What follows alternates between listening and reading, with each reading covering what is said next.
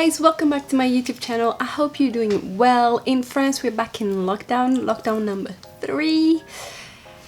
It's going okay. If you're new to this channel, welcome. My name is Liliana. I am a Portuguese fashion designer focused on sustainability. It has been a minute since the last time I posted it. I know, I'm sorry. I do have a lot of videos in back order. I just haven't had the time to edit and post them, but it will come soon, I hope. And one of the reasons why I haven't had enough time, as you can see, I have a different background. We have moved. I am no longer living in Paris. We moved to the north of France and I'm actually loving it. But I will be sharing with you my experience living in Paris, so stay tuned if you're interested to know about it. But that's not the reason why we're here today. Today, as you probably already seen in the video, we're talking about trends. I have done this in the past and it's something that I really enjoy doing. And I must say, this season is looking quite interesting. And one of the reasons is because it's very pink heavy. So without further ado, let's jump right into it. First things first, resort, what it is. Basically, between the two big seasons, so spring, summer, and fall and winter, you have two mid-seasons. The first one being the resort, so just before spring, and the next one being the pre-fall, obviously just before fall. It is obvious. These two mid-seasons are only for prêt-à-porter, donc ready to wear. I just use a French Anglicism there. I don't know if you noticed the donc. So that's the meaning. So these two seasons are only for prêt-à-porter, so ready to wear, and not haute couture. As you can imagine, haute couture is very expensive to do and takes a lot of time, so the two seasons are just enough and still quite a bit of work to do. So it's always going to be prêt-à-porter. Another thing that is quite good to point out, these two mid-seasons is where the designers kind of offer a more practical approach to fashion. Also, these two pre-seasons are a reflection of the season that just passed and also a little taste of what is coming next. Obviously, as always, fashion is a reflex of its time, and 2021 didn't start on a positive note, or at least not as positive as we would all wish for after 2020. So fashion is gonna reflect the same environment. Obviously, each designer has their own inspiration and things can be totally different from one side to the other, but you'll see that overall the collections do showcase that positivity, that willingness to overcome the challenges that we are facing at the moment is very familiar, very colorful and joyful and very positive as an overall. And even reading the comments that designers made about their own collections, you can see that they are striving for a more positive and more joyful 2021. With that in mind, let's just jump into the Resort 2021 trends breakdown. I would like to start with colors, which are the most visual part of any collection. And this season is, once again, very positive, very, very happy, very dreamy. And the main color that came across pretty much all collections was pink. In particular, fairy wing and party pink. Pink, pink, pink, pink, pink, pink. That's the color of the Resort 2021. Very feminine, very delicate, very kind of exotic, and overall just positive. Is a happy color. Right, light is gonna be a little problem in this space as it is extremely sunny out of the sudden. So I'm sorry about the lighting changes, but we're gonna make this work with editing and so on, I hope. Where was I? Next, we have Blush Beauty. I love this color. Again, kind of in the pastel colors. This color wasn't as present as the pink, but it came in subtle ways. Carolina Herrera, she absolutely used it and abused it, and her dresses are stunning. Her whole collection is very, very strong. Up next, we have the Lemon Fizz. Yellow has been a color that's been present even in the older collections, even last year. And again, another happy color, another warm color, another positive color, reinforcing that message. We're trying our best to overcome difficulty and we're gonna make it. The main outfits I would like to shout out to within the Lemon Fizz is definitely Oscar de la Renta, Giambattista Valli, Balmain, and Emilio Pucci. They all presented beautiful garments, especially Emilio Pucci with the open back. That yellow dress looks beautiful even though you can't see the whole look, but it creates that interest. I want to see more, I want to try it on, and that is all the designer wants. So those are the three main colors, though Fairy Wing, Beauty Blush, and then the Lemon Fizz. Those are like the three main colors that you see over and over, even in the patterns, like floral patterns and so on that we were gonna see later. You see those colors coming up over and over. So we should see quite a bit of those colors coming into the fast fashion stores. I want to speak to you about another three more secondary colors that are present across collection, but it's just a less quantity. The first one being the red maple. Obviously, if you talk about red, you talk about Valentino. They always have the red garments, so they are already there. But not only Valentino presented some red items, Brandon Maxwell, and by the way, side note, Brandon Maxwell collection was actually very, very strong. Simple, beautifully made, just interests, just a little bit of everything. I love the necklines, which we're gonna talk about it later as well. But honestly, I use their collection images over and over and over and over because I just found it was very strong as a collection, and also I felt like they read the customer's mind, what they want for this season, and I think that is a very good reflection. Also, the shots are very nicely taken, they are interesting and happy, and that's what you want at this time. You just want happy photos with happy clothing. Then we have the aquamarine. This is a very kind of pastel blue, a very baby blue, very cute blue, very jeans blue as well. Like you see this color coming across quite a few jeans, but in here is not just jeans, it comes on dresses, shirts, tops, and so on. Again, to kind of opposite that party pink and the fairy wing color, you have that nice little blue, which is going to have a nice contrast. It's colors that kind of complement each other. By the way, I will be releasing a video on the trends, on the color trends, as I did last time around, and we'll build some outfits with those colors, so stay tuned for that. Which leads me to, if you haven't subscribed, make sure you do. First of all, it helps me know that you like what I post and you like the work that I do, and second of all, it does keeps you updated with all the videos that I posted, and I know I haven't been very good at least at keeping up with all the videos.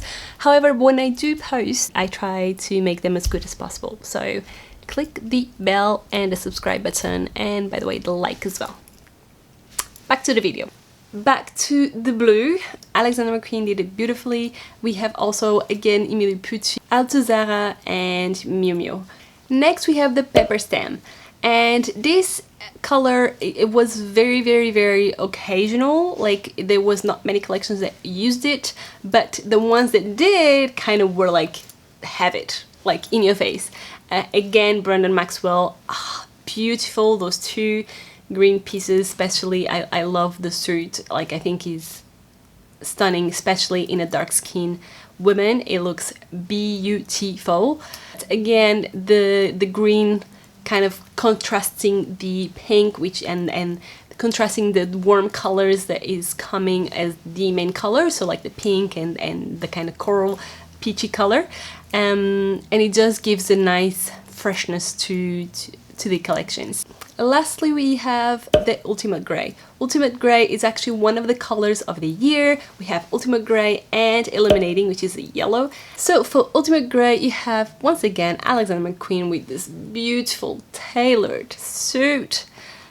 You have Carolina Herrera with kind of more metallic look for this color, but then you have like little pieces across collections that you see, like Mariana Moscone and Altuzara. So that's about it for the colors. You have three main colors, which are warm, vibrating, exotic, and happy and positive colors, and then you have like four other undertones that are present here and there to contrast and complement those three main colors. Next we have prints and materials. The reason why I don't want to do materials as a own specific thing is because obviously in each haute couture collection, you're gonna have silk and lace. And in each pret-a-porter, you're gonna have the denims and the cottons and all that stuff. So what I will do is, if there is a material that is very prominent, then I will mention, because I think it's worth mentioning it, because it becomes more like of a trend than actually just a material.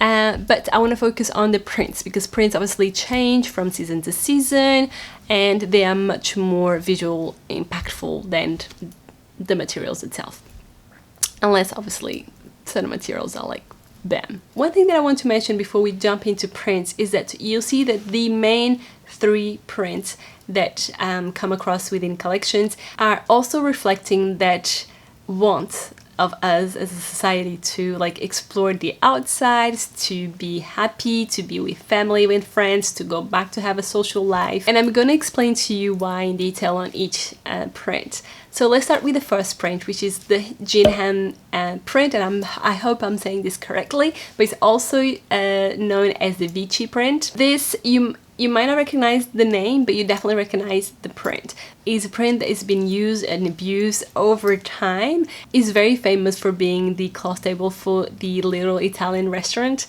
And the reason why I think this pattern is being specially used at the moment is because, again, it connects to that picnic vibe. We want to be outside with the friends. I mean, I remember spending some afternoons in Hyde Park in the spring and summer, and it was just such a nice thing. It seems so impossible to get at the moment. Fashion and designers are trying to, make us relive those moments. Obviously, this is going a little bit in depth of what it means and so on, but that's what fashion is. Another thing that you need to think about is, like, again, this pattern is coming from the restaurant, the family environment and so on, and again showcasing that want, that willingness of just being cozy and comfortable with our friends and family and spend a nice moment with them. So a lot of designers use this pattern in different sizes and colors, but you see a lot of it in Balmain, you see it in red, pink, black. You see also in Altuzara and Miu Miu, and lastly in this super cute top and shirt of Oscar de la Renta. I absolutely love that the outfit. I think is kind of chic and kind of cute, and again comfortable for the everyday life. Next we have the floral pattern. Again, I feel like this pattern is connecting us to the outdoors, to nature, and that willingness of going out there and explore and have an adventure.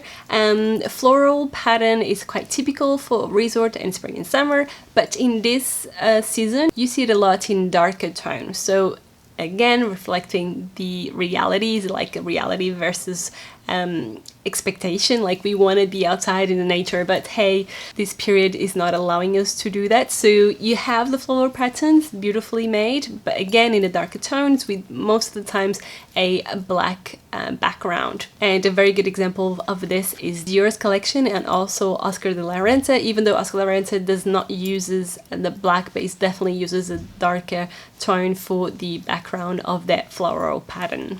Lastly, on prints we have polka dots. Polka dot is a very happy pattern. You see this print coming across many collections. Moschino kind of abused it, like they went all in 50s polka dot, all in. If you think about polka dots, you immediately will think about the 50s. That's when the print became such a huge hit. And what were the 50s about? Obviously, we saw such a social booming in the 50s with women's empowerment, social and political change, and just parties going all over. And again, this environment of happy place and trying to forget the horrors of the past and kind of just move on. And again, this is a little bit what is happening at the moment, so the polka dot comes with its vibrant and happy feel. Balmain use it and abuse it. They have in different shapes and different sizes and colors. Obviously, Moschino was the collection that used it the most. The whole collection is very 50s. Not my cup of tea, I must admit. I wasn't really impressed with the collection, but definitely are on trend.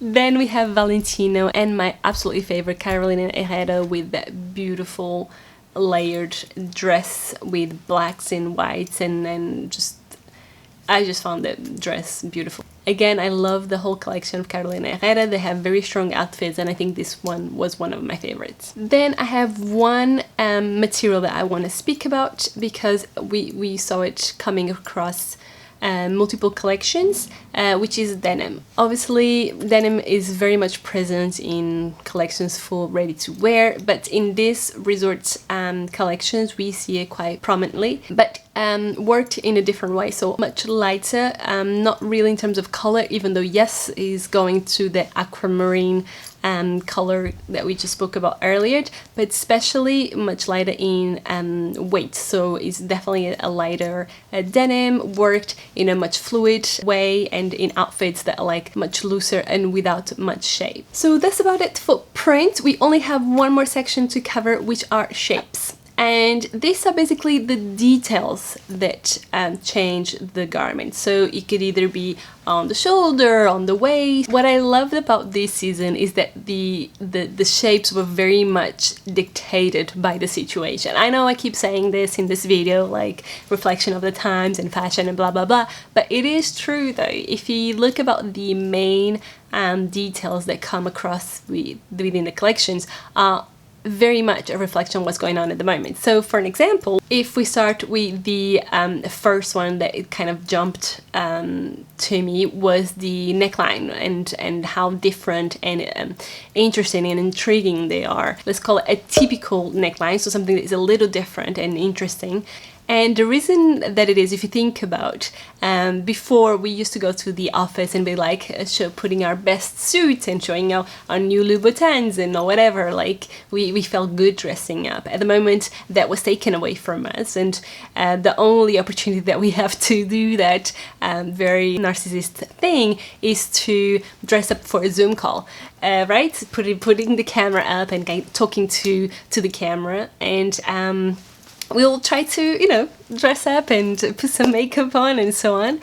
So the designers took that in consideration, and they really work this area here, the area that you can see on the little square of your screen. So the atypical necklines is the way for them to show like a little bit of interest, to show creativity, to show personality through this new way of socializing, of speaking to somebody. So atypical necklines are the first trend in terms of shapes. You see it through many collections. In the first one that came to mind, and some of my favorites are within the Brandon Maxwell collection. You see those cuts here. He has also a beautiful pink dress with a chemise. Ah, mon Dieu.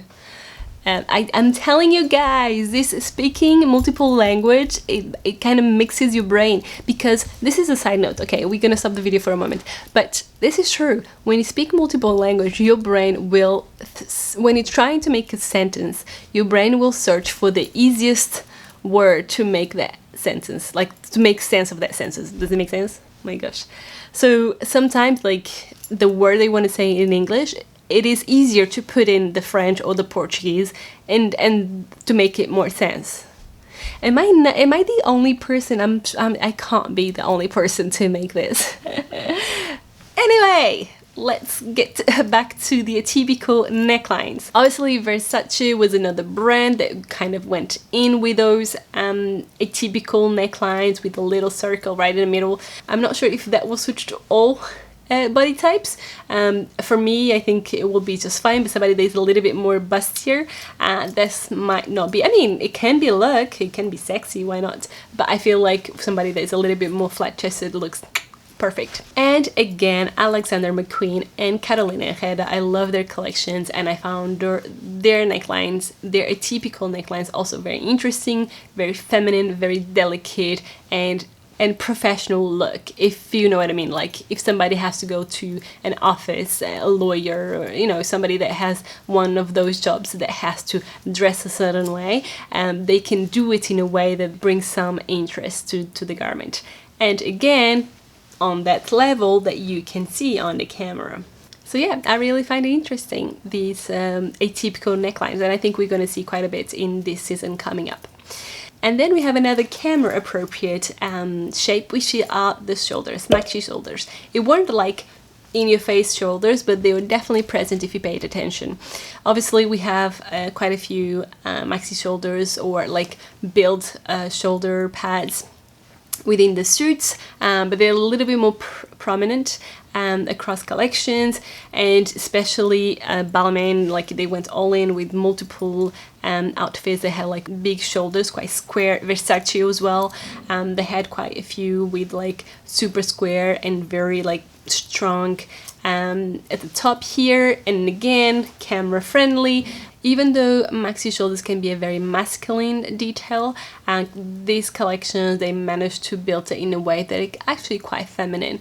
Suits are going to continue to be a big trend for this season, specifically white suits. We see quite a few of them, but a thing that I really want to speak about in this video is how the suits are a little bit more deconstructed. So it's not your typical tailor is either oversized like Brandon Maxwell and Jill Sander, and like it becomes totally different look, or it can either just be like a different cut of the suit, like Alexander McQueen, where you have that piece of fabric coming over instead of the normal lapel. I find it super interesting, and again Carolina Herrera as well, with that, you know, typical blazer with a totally different neckline that becomes kind of dress, kind of top, kind of blazer you don't really know, and it becomes super interesting and intriguing. And that's a little bit what the trend is at the moment. Yes, tailoring will continue to be a trend on this season, but a little different, with something that is intriguing and different. And lastly, you have what I like to call the freedom dress, which is very appropriate not only for the season but the times that we are living in. I know I keep repeating myself, but it is what it is. The freedom dress is just a simple almost shapeless dress that covers the body in a way that is super fluid. The fabric just falls beautifully and is just so comfortable to use. It's a type of dress that you can just put on, not have to worry too much about it. You can go into a Zoom call and still look presentable. You can cook for your kids. You can, you know, you can quarantine in and still look good. That's what I'm trying to say. Obviously, the two big brands that were embracing this look was Emilio Pucci and Valentino, with different looks. Especially Valentino, they had like different not just dresses but also top and skirt. They were super flowy and super careless in a way. And then you have Mariana Moscone and also Jill Sander, with many others that kind of embrace this super relaxed and comfortable vibe. So that is it, guys. Resort 2021 is a positive and optimistic collection. It is the kind of see the glass half full type of collection. We are trying to embrace reality but look forward to the future. So yeah, we might not be able to travel to a fancy destination, but regardless of what you do, if you take the adventure to go explore somewhere else, or if you just chill in a garden, the collections that are presented within this season are to embrace both realities and stay positive about what is coming next. So I hope you enjoyed it. I had a lot of fun producing this video, and don't forget to like and subscribe. That really helps my channel, and I am trying my best to keep you updated on everything that is going on. I will be posting a few more videos in terms of trends, in terms of colors, and a few things that you need to look out for this season coming up, and I hope to see you very soon. Stay home, stay safe, and until next time.